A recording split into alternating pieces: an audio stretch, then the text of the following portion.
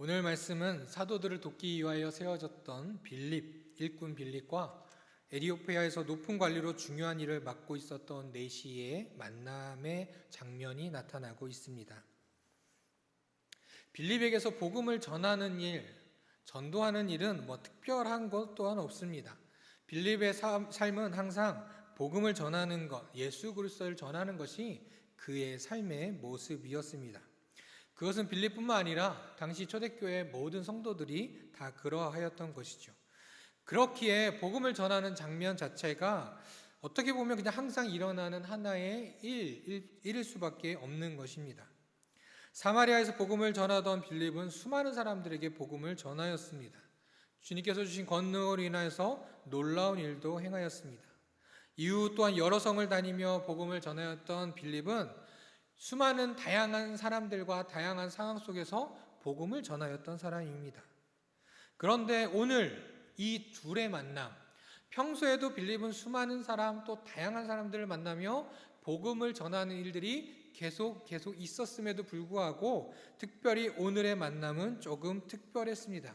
아니, 특별하다기보다는 당시 복음을 전하는 것에 있어서, 그 전하는 사역에 있어서 분명히 하나님께서 주시는 메시지가 이 안에 담겨져 있는 것입니다. 그것은 무엇인가? 무엇보다 이 둘의 만남은 결코 어떤 사람의 계획에 의해서 만들어진 것이 아니라는 것이죠. 즉 빌립이 에티오피아를 전도하기 위한 목적으로 그 사람을 기다린 것도 아니었습니다. 오늘까지 있다 간다고 했는데 미국 대통령이 오셨다 가셨잖아요. 미국 대통령이 우리나라를 방문했고 그가 어디로 향하는지를 우리가 알면 그를 만나고자 어떤 길목에 가서 어떤 기자분들은 그런 분도 있겠죠. 카메라 들고 어디로 지나가겠지라고 하면서 차밖에 못 찍겠지만 또 때로는 멀리서 그분이 어디 있는지 기다리다가 만나려고 하기도 했을 것입니다.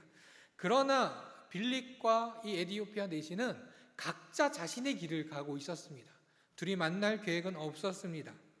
또한 이 둘의 만남은 이 이후로 엄청 오랫동안 또 이후로도 계속 이어지던 만남이 아니라 복음을 전하였고 세례로 받았으니 다음 이제 제자 훈련을 받는다든가 그 다음 코스로 가는 것이 아니라 그냥 그 딱 한 번의 만남, 평생 딱 한 번의 만남, 그것이 끝이었던 것입니다. 또한 당시 영향력이 컸던 것은 빌립보다도 사실 사도들이었죠. 사도들이 하나님의 그 소식 복음을 예수 그리스도를 전하는 그 사역 속에서 잠깐 등장한 이 상황은 마치 에티오피아 내시가 그냥 높은 사람이니까 특별한 일이야 라고 해서 쓰여진 부분이 아니라는 겁니다. 오늘 우리가 읽은 이 8장 빌립의 이야기는 바로 그럴싸한 계획과 목적을 가지고 사역을 당시에도 한 것이 아니라 빌립도 그렇게 사역을 준비한 것이 아니라 이 모든 것이 바로 하나님께서 계획하시고 성령님의 인도하심 따라 이루어졌다라는 것이죠.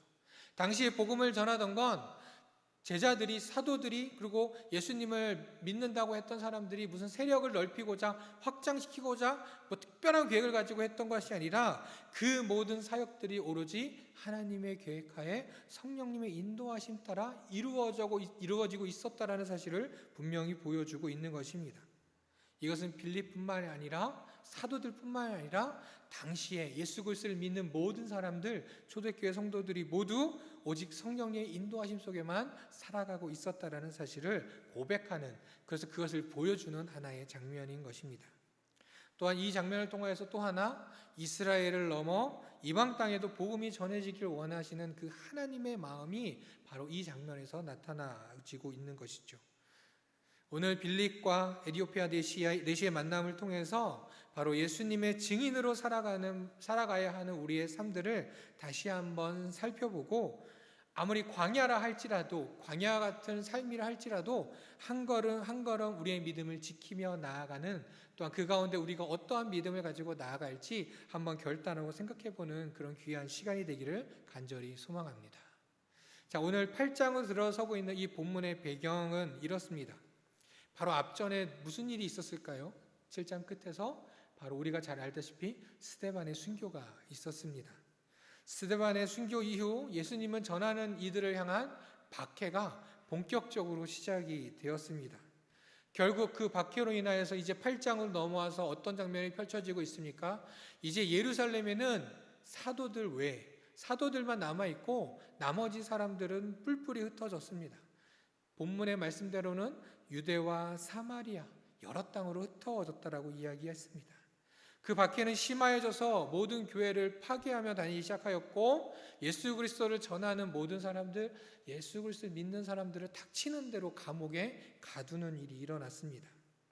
이 상황에 그들의 마음은 어떠했을까요?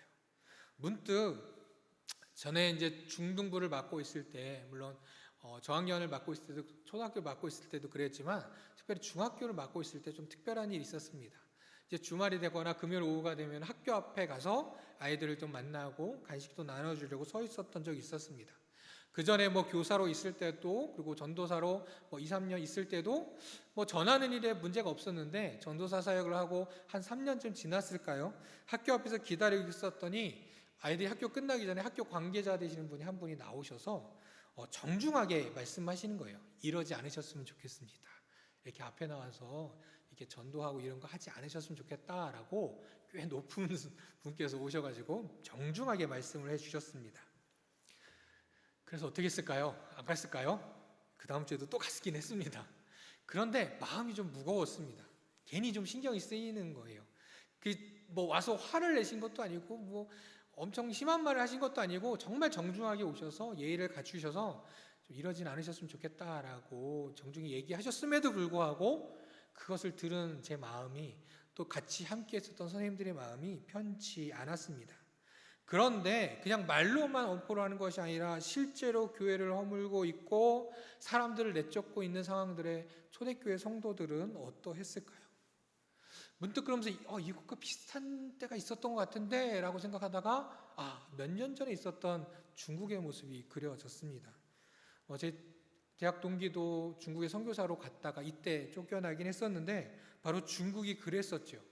잘 복음을 전하고 그곳에서 매주마다 예배를 드리고 말씀을 가르치고 또 그곳에 있는 젊은이들에게, 또 그곳에 있는 사람들에게 하나님의 복음을 전하고 있었음에도 불구하고 갑자기 들이닥쳐서 무슨 여유를 가지고 우리 이제 복음을 전하면 안 됩니다, 교회 나오게 하면 안 됩니다, 교회 허물 겁니다, 한 달 줄 테니 나가세요가 아니라 3시간, 심지어는 1시간 이후에 1시간 안에 나가라는 소리를 들었다라는 얘기를 들었습니다. 몇 시간 안에 그냥 짐이고 뭐고 다 내놓고 빨리 출국하라고, 아니면 잡아간다라고 이야기했다고 합니다. 그리고 내어째 끼고 교회는 어떻게 됐습니까? 허물어지는 장면들을 공공연히 나타냈던 중국의 모습들도 보았습니다. 또 당시 어떤 이들은 옥에 가두어지는 일도 있었다고 합니다. 그때 그들의 마음은 어떠했을까요? 제 친구였던 그 선교사 친구도 쫓겨서 결국엔 주변 국가로 갔지만 계속 그 땅을 그리워하고, 또 한편으로는 뭔가 이제 시작해 보려고 했는데 이제 사람들을 만나고 같이 뭔가 복음도 전하고 삶을 나눌 수 있었는데 라며 안타까워하고 있었다라는 것이죠. 열심히 진리를 전하고 있었는데 어느 날 갑자기 박해를 받는 상황이 되었을 때 단순히 그것은 두려움, 떨림, 무서움인 그것을 넘어서 어쩌면 또 때로는 어떤 우리의 의욕을 깨쳐버리는 절망하고 낙심하게 된 상황이 되지 않겠습니까? 이게 뭐지? 라고 하면서 아무것도 하지 않을 수도 있었을 것입니다. 그런데 참 신기한 것은 초대교회 때도 그랬고 이 중국에서 복음을 전하던 목사님들, 선교사님들도 그렇고 그곳에서 쫓겨나고 내몰렸지만 또 온 자신의 자리에서 또 다른 사역들을 또 온 마음 다하여 온 정성 다하여 진심으로 하는 모습들을 또 보았다는 것이죠. 그랬습니다. 그들은 흩어졌지만 물론 모여서 함께 삶을 나누고 사랑을 나누고 함께 복음을 전하는 것도 너무너무 좋지만, 하지만 흩어진 자리에서 각자의 삶의 자리에서도 복음을 전하는 것, 예수님을 전하는 것, 예수님의 증인의 삶을 살아가는 것을 결코 놓치지 않았다라는 것이죠. 문득 오늘 말씀을 보면서 결국 이 박해로 인해 흩어졌던 그들은 사도행전 1장 8절 말씀에 보면 어떻게 나옵니까? 예루살렘과 그 다음 뭐라고 나타나요? 온 유대와 사마리아와 그곳에 이르러 증인이 되라고 말씀하신 그 말씀처럼 예루살렘에서 복음을 전하던 이들이 물론 박해로 인하여 흩어지게 되었지만 말씀대로 유대와 사마리아로 나가서 복음을 전하는 계기가 되었다는 것입니다. 그래서 오늘 본문 바로 앞에 4절에 보면 그 흩어진 사람들이 두루 다니며 복음의 말씀을 전할세. 그들은 복음의 말씀을 흩어졌어도 그것으로 머물지 않고 멈추지 않고 복음을 전하였던 것입니다.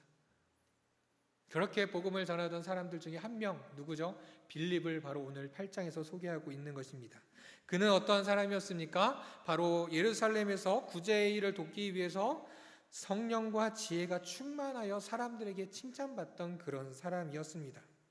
그는 예루살렘에서 복음을 들고 전하다가 쫓겨나서 어디로? 사마리아로 왔습니다. 그리고 그는 사마리아에서 복음을 전하기 시작하였습니다.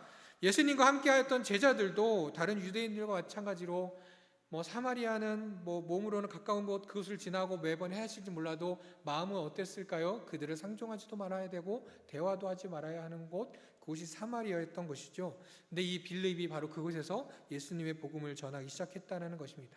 그 복음을 전하던 빌립의 사역은 어떠했습니까? 매우 성공적이었습니다. 그가 복음을 전할 때 많은 사람들이 그의 말을 따르고 그를 따르기 시작했습니다.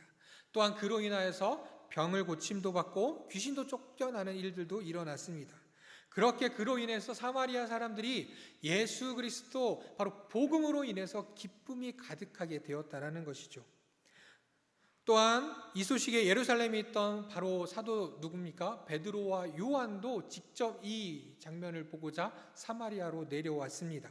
그리고 그곳에서 그 현장을 바라보았고 그들을 향하여서 그들을 바라보며 또 그들에게 안수기도 하였습니다. 그랬더니 그곳에 무엇이 있었습니까? 성령님께서 임하시는 놀라운 일도 일어났다라는 것이죠. 말 그대로 빌립의 사역은 어떤 것인가? 할렐루야!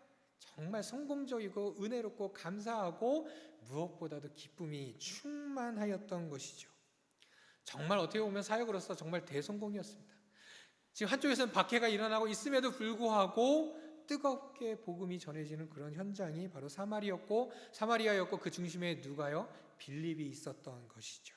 자, 그런데 그렇게 열심히 사역하고 있던 빌립이 오늘 보면 8장 26절로부터 무엇이 일어납니까? 사마리아에서 떠나게 됩니다. 사마리아를 뒤로 하고 떠나게 되었다는 것이죠. 그러니까 지금으로 말하면 그런 거겠죠. 교회가 있지도 않던 지역에 나타나서 막 사람들을 전도하고 교회를 세우고 막 부흥이 일어나고 사람들이 매일매일 모여서 찬양하고 예배하고 그러던 상황이었는데 갑자기 그 교회에 있었던 그 교회를 세우기 시작했던 그 복음을 전하던 분이 갑자기 다른 데로 가버리게 되는 상황이 된 것이죠. 그것은 결코 빌립의 또 다른 사역의 계획이 아니었습니다. 빌립은 이 모든 상황이 결코 자신의 어떤 계획에 의해서도 자신의 의도도 아니었던 것이죠. 물론 요즘에도 그런 분들 있죠. 그런 목사님들 가끔 계시더라고요. 은혜롭게 개척하고 성도들 모이면 다른 분에게 그 교회를 물려주고 또 다른 곳에 개척하러 가시는 정말 그런 사역을 하고 계시는 목사님들도 계시는데 이 빌립은 그런 방향성도 아무것도 없었습니다. 그의 계획은 그렇지 않았어요. 그의 계획은 오로지 복음을 전하는 것뿐이었죠. 그래서 26절에 바로 주의 사자가 빌립에게 말하여 이르되 일어나서 남쪽으로 향하여 예루살렘에서 가사로 내려가는 길까지 가라 라고 말하는 주의 사자의 말, 오직 성령님의 그 말씀에 따라 순종하였던 것뿐이었습니다. 복음을 듣고 구원을 받아 기뻐하는 사람들이 매일매일 그와 함께하였을 거고 그 빌립을 따랐겠지만 빌립은 그 사람들에 의해 움직이지 않았던 것입니다. 또한 빌립이 나타내고 있는 권능은 무엇이었습니까? 그것은 결코 사람에 의한 것이 아니라 바로 성령님께서 임하심으로 성령님께서 빌립과 함께 하심으로 얻었던 권능이었기 때문에 빌립은 자신에게 주어진 소명은 무엇이다? 복음을 전하는 것이다 생각하였던 것이죠. 내가 어디에 가서 무엇을 하고 내가 어떻게 해야지라는 어떤 그런 것이 소명이 아니라 바로 복음을 전하는 것, 그것 하나가 자신의 삶이었던 것이죠. 그렇기 때문에 성령님의 인도하심 따라 빌립은 순종할 수 있었던 것입니다. 그렇게 성령님께서 빌립을 이끄셨습니다. 또한 그 성령님께서 이끄시는 곳은 어떤 곳이었습니까? 희망이 없고 기대할 것도 없고 보장된 것도 없는 그런 곳이었지만 빌립은 그런 것 아랑곳하지 않고 순종하게 되었던 것이죠. 주 예수 그리스도를 믿는 우리에게 가장 우선되어야 되는 것은 무엇입니까? 우리는 무엇보다도 복음을 전하는 사명을 계속 가지고 있어야 됩니다. 복음을 전하는 예수 그리스도의 증인으로서의 삶을 살아야 합니다. 그러나 그 복음을 전하기 위해서 우리는 먼저 더 우선적으로 가져야 되는 건 바로 성령님의 인도하심에 따라 순종해야 한다는 것이죠. 광야로 향하는 우리는 성령님의 인도하심을 구하며 그 성령님의 인도하심에 순종하는 그런 믿음을 우리는 가져야 한다는 것입니다. 사도행전 1장 8절의 말씀에 보면 오직 성령이 너에게 임하시면이라고 말씀하고 있습니다. 우리는 예수님의 증인이지요. 그렇기 때문에 우리는 땅끝까지 복음을 전해야 합니다. 그것이 우리의 삶일 것입니다. 그러나 그 증인이 되는 것, 그 다음에 복음을 전하는 행위만 있어서는 안 된다라는 것이죠. 그냥 땅끝까지 가서 예수님만 전하면 되는 것이 아니라 바로 성령님이 우리 안에 임하셔야 한다는 것이죠. 성령님이 있지도 않으면서 복음만 전하는 행위는 그냥 기독교로 인원수만 늘려가는 그런 행위로 그칠 수밖에 없다라는 것입니다. 그렇게 예수 그리스도를 전하는 증인의 삶은 무엇보다도 성령님의 인도하심 속에 살아가야 한다는 것이죠.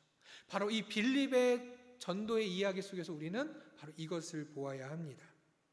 우리가 살아가는 삶의 자리는 매우 복음을 전하기 쉬운 곳이 있을 수도 있습니다.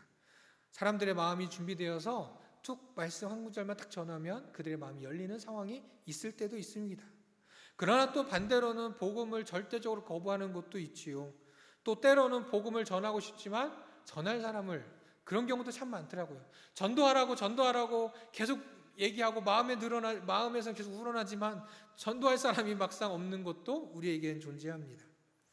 그러나 우리는 이것저것 조건을 따져보고 그것을 찾아가는 것이 아니라 오직 성령님께서 우리에게 어떻게 인도하시는지에 귀 기울이고 그 인도하심에 따라 가는 곳곳마다 전할 수 있을 때 우리는 전해야 한다는 것입니다. 그것이 바로 광야라 할지라도 우리는 향할 수 있는 믿음이 되어야 한다는 것이죠. 그냥 광야로 가라는 것이 아니라 광야로 꼭 우리가 향할 필요도 없습니다. 그러나 분명한 것은 광야가 아니더라 할지라도, 또 때로는 우리가 광야로 간다 할지라도, 어떠한 상황이 어느 곳으로 간다 할지라도 우리는 성령님의 인도하심 따라 가기를 주저하지 않아야 한다는 것이죠. 빌립이 그렇게 성령님의 인도하신 대로 행하였습니다. 목적지가 있고 광야는 그 가는 길에 목적지를 아무것도 기대할 수 없는 그냥 어떻게 보면 지나가는 그런 빌립에게 그런 곳이었죠. 또한 수레를 타고 그것을 지나가고 있는 한 사람도 있었습니다. 그냥 그 이유도 여러 가지로 그냥 지나가라고 빌립은 또 말할 수도 있었습니다. 그런데도 빌립은 어떻게 합니까? 성령님께서 다가가라 이야기할 때 그대로 순종하였습니다. 쉽게 말해서 그곳은 사마리아처럼 복음을 전하기 위해 어떤 도착지, 그것은 복음을 전하기 위해 어떤 사역지가 아니었던 것이죠. 그냥 가던 길이었습니다. 수레를 타고 지나가는 한 사람이 있었습니다. 그 사람도 그냥 가던 길이었습니다. 그런데 그때 들려주신 성령님의 그 음성에 빌립은 반응하였던 것이죠. 자, 그렇게 빌립은 성령님 인도하심 따라 갔기 때문에 향하는 곳곳마다 예수님이 필요한 이들을 만날 수 있었고 그들에게 복음을 전할 수 있었던 것입니다. 사랑하는 성도 여러분, 우리가 살아가고 있는 우리의 삶은 지금 어떻습니까? 때로는 안정된 삶들도 있을 수 있습니다. 하지만 때로는 혼란스럽고 정말 한 치 앞도 내다볼 수 없는 마치 광야 같은 삶들도 우리에게 있을 수도 있습니다.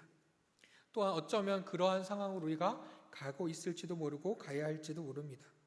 이러한 상황 속에 우리는 어떻게 해야 될까?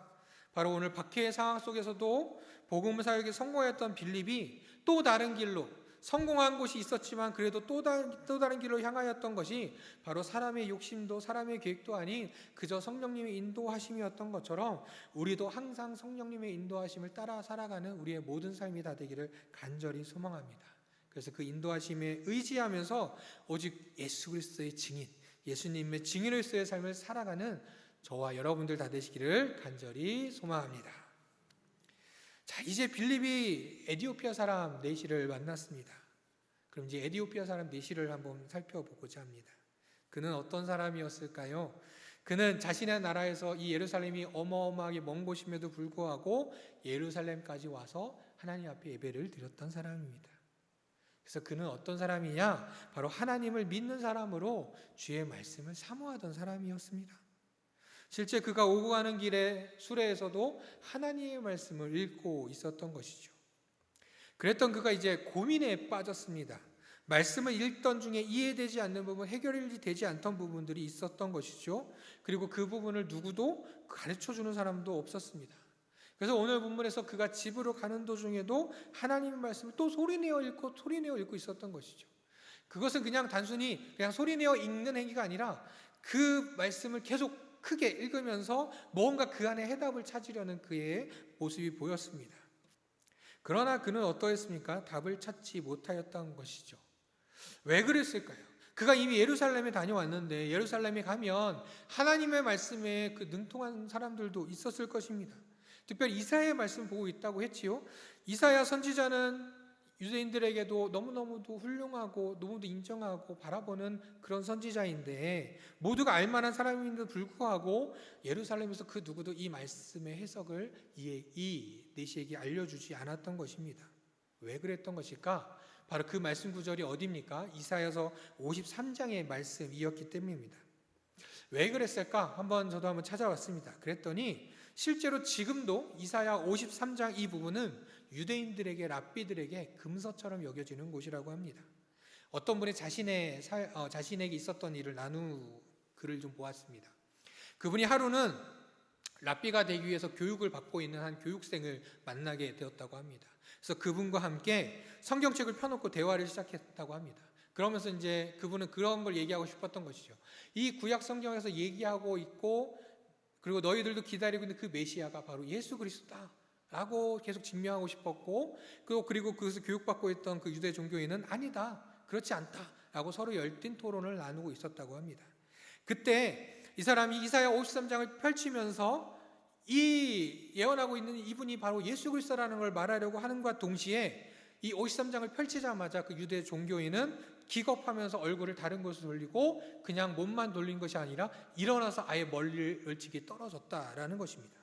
그래서 왜 그러냐라고 했더니 자신은 이사야 53장을 보지도 읽지도 못한다라는 것입니다. 그래서 도대체 무슨 일이냐 물어봤더니 이 이사야 53장은 교육생들에게, 그러니까 랍비가 되기에 교육받고 있는 이들이 혼자 집에선 절대 읽지도 보지도 말아야 하는 곳이고 오로지 함께 모였을 때 그리고 선생님들이 있을 때 다른 랍비들이 있을 때 그때나 함께 읽고 그때 질문할 수 있도록 해준 부분이라는 것입니다.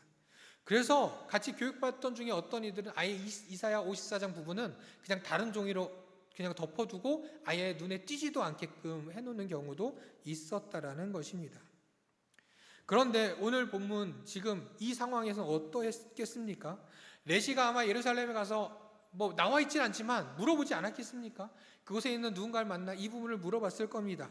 그때 어떠했을까요? 아마 그들의 대답이 그렇겠죠. 아마 이 레시를 거들떠보지도 않고 그거 읽지도 말라고 하고 보지도 말라고 아마 이야기하지 않았겠습니까? 하지만 내시는 어떠했습니까? 궁금했습니다. 하나님 말씀이 너무 궁금했습니다. 바로 이 궁금한 그의 마음, 하나님의 말씀을 통해서 하나님의 뜻을 너무나도 알고 싶어했던 이 내시의 마음이 바로 하나님의 말씀에 대한 사모함을 가지고 있던 그의 마음이었고 바로 그 사모함으로 인하여 하나님께서는 물론 빌립이 성령님의 인도하심 따라 그를 만나 복음을 전하는 놀라운 계기도 되었지만 말씀을 사모하고 있던 이 에티오피아 내시가 빌립을 만날 수 있도록 하나님께서 해주셨던 것이죠. 성령님께서 빌립에게 내시에게 다가가라고 이야기합니다. 그리고 빌립은 내시가 이사야 말씀을 읽고 있는 그 소리를 들었습니다. 그리고 그에게 가서 물어봤죠. 당신 지금 읽고 있는 것을 깨달았습니까? 이해하십니까? 라고 물었습니다. 당연히 내시는 어땠습니까? 이해하지 못하고 있다, 알지 못한다 라고 하면서 광야 가운데 자신에게 다가온 이 빌립을 자신의 옆으로 앉힙니다. 그리고 물어보기 시작한 것이죠. 도대체 이 이사야 53장의 이 말씀이 어떤 내용인지, 도대체 누구를 두고 이야기하는 건지, 이사야가 썼으니까 이사야 자신의 이야기가 아닐까라고 생각해보고 읽다 보면 도저히 말이 안 된다는 것이죠.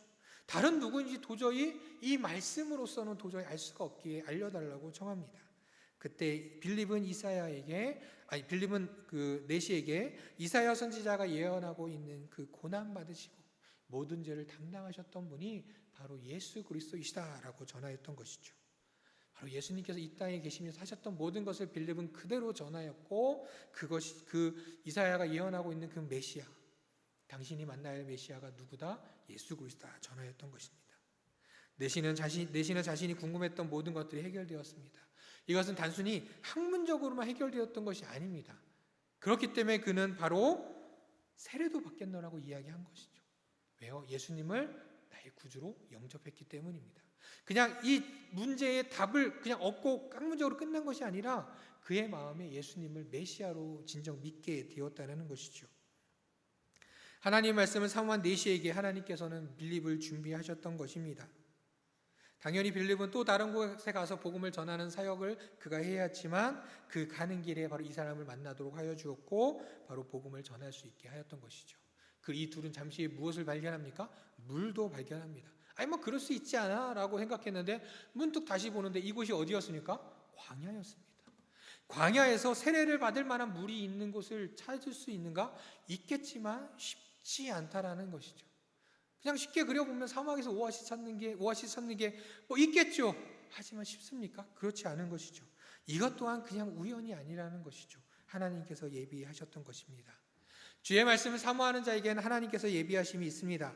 하나님께서 주의 말씀을 사모하는 자에게는 풀 한 폭이 없고 그늘 하나 없는 광야라 할지라도 그 모든 것을 다 준비하신다라는 것입니다. 하나님의 말씀을 사모하는 우리 모두가 다 되기를 간절히 소망합니다. 하나님의 말씀을 듣고 읽고 깨달으며 그 말씀을 통해서 주시는 그 하나님의 은혜를 받는 우리 모두가 되기를 간절히 소망합니다.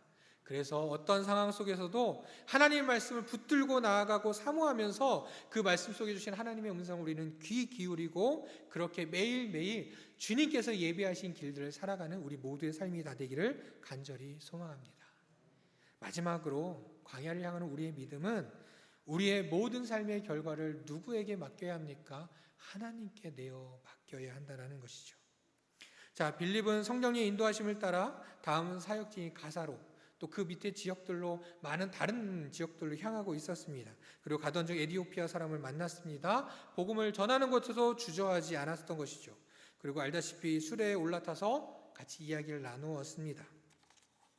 그에게 복음을 전하였고 그 대신은 복음을 받아들였고 세례까지 받았습니다. 자, 빌립에게 있어서도 그 내시에게 있어서도 이 상황은 정말 감사하고 또 삶에 있어서 너무 중요한 순간이었습니다.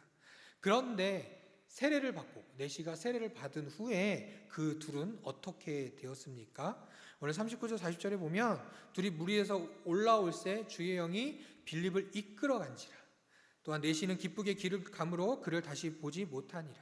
빌립은 아수도에 나타나 여러 성을 지나다니며 복음을 전하고 가이사랴에 이르니라. 그러니까 보면 세례를 베풀었습니다. 세례를 주었어요. 그리고 둘이 물에서 올라왔는데 빌립은 주의 영으로 인하여서 성령님으로 인해서 하나님을 인하여서 어디론가 사라져 버린 것이죠. 빌립의 의지하고는 전혀 상관이 없었습니다. 그 상황이 물론 우리가 마술처럼 보이는 것처럼 뭐 공간 이동인지 무엇인지는 잘 모르겠습니다. 그냥 세례를 주고 간 것인지 아니면 순간 어디로 사라진 것인지 물론 말씀을 통해서 우리가 다 알 수는 없겠지만 어쨌든 중요한 사실은 무엇이었느냐? 세례를 준 이후 바로 이 에디오피아 내시와의 만남은 그것이 끝이었다라는 것이죠. 정말 은혜롭게 길에서 만났습니다. 복음도 전하였어요. 세례까지 받았습니다. 이제 그들 안에 기쁨이 가득했습니다. 그러면 어땠을까요? 아마 내시도 이런 마음이 있지 않았을까요? 어떻게 하면 가서 어떻게 복음을 더 전할까? 예수님 어떻게 전할까 생각하고 이 빌립을 한번 우리 나라에도 한번 멀지만 와서 한번 복음을 전해주세요라고 얘기하고 아니면 그곳으로 데려가고 싶은 마음이 가득하지 않았을까요? 그러나 그러한 가운데 헤어진 그들의 아쉬움이 있을 수도 있었지만 그 둘은 어떠했습니까? 무엇보다 내시에겐 어떠한 마음이 있었어요? 기쁨이 가득했습니다. 기쁜 마음으로 돌아갔어요. 기쁜 마음으로 자신의 나라로 돌아갔고 예수님을 영접한 사실만으로도 그는 기쁨이 가득 충만했습니다. 또 한 사람 빌립은 어떠했습니까? 또 다른 지역들을 거치며 여전히 복음을 전하는 사역들을 계속하였다라는 것입니다. 복음을 전하는 이에게 가장 중요한 것은 무엇일까? 모든 결과는 무엇이라고요?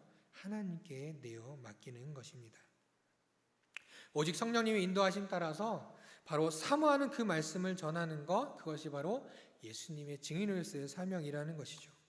만약 빌립이 그 모든 결과도 하나님께 맡기지 않고 그 결과를 바라보고 나갔다면 어떠했을까요? 내가 복음을 전한 사람들이 영접하게 되었고 그 열매로 인하여서 사역의 성공들을 바라보는 사람이었다면 이미 사마리아 땅을 떠나지도 않았을 것입니다. 그리고 에디오피아 내시에게 세례를 주고 그냥 인도하심 따라 다른 곳으로 간 것이 아니라 이 사람을 따라갔을지도 모릅니다. 예수님의 증인 빌립은 오직 복음을 전하는 것뿐 그 다음의 일들은 그 다음에 일어난 모든 것들은 오로지 하나님께 내어 맡긴 사람이었던 것이죠.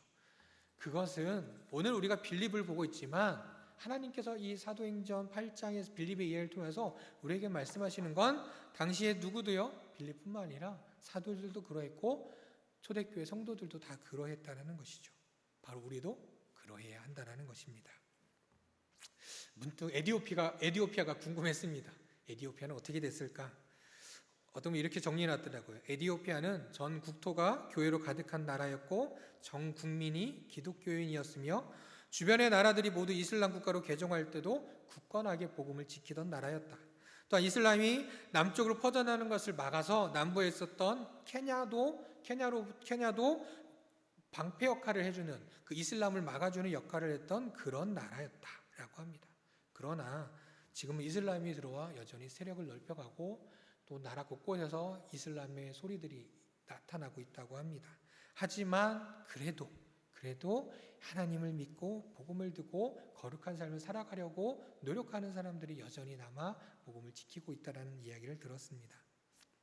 자, 우리의 삶은 어떻습니까? 주님을 믿는다고 해서 우리의 삶이 계속 탄탄대로일 수만은 없을 것입니다. 사실 지금 우리가 살아가고 있는 오늘 그리고 내일은 어떠할까 보면은 참 광야와 같은 것 같습니다. 어찌 될지 모르는, 그냥 우리가 내일은 우리는 모르는 사람이야가 아니라 정말 내일이 어찌 될지 모르는 상황. 전쟁도 일어나고 있고 팬데믹으로 인해서 코로나도 또 위협이 되어지고 있고 여기저기 경제적인 문제, 사회적인 문제, 수많은 문제들이 계속 일어나면서 우리의 삶은 결코 안정적인 삶이 되어지지 않고 있다는 것이죠. 매번 희망차고 성공적인 삶만을 또한 살아갈 수도 없는 것이 저희들의 삶일 것입니다. 물론 하나님께서 인도하셔서, 성령님께서 인도하셔서 우리 모두 평안하고 쉬운 길을 갈 수도 있습니다. 그러한 삶을 살 수도 있습니다. 그러나 그런 우리를 때로는 광야로 이끄시기도 한다는 사실이죠. 그렇기 때문에 평안한 삶을 살 때도, 또한 광야를 향하는 그러한 삶을 살지라도, 또 광야에서 사는 삶을 살지라도 우리는 빌립과 같이, 또 우리 믿음의 선배들과 같이 오직 성령님의 인도하심에 순종하는 믿음을 가져야 한다는 것이죠. 그리고 하나님의 말씀을 사모하는 사람들이 되어야 합니다. 그리고 무엇보다도 우리의 모든 것은 누구에게요? 하나님께 맡기고 사는 삶, 바로 그런 증인의 삶, 복음의 참 증인의 삶을 살아야 한다는 것입니다.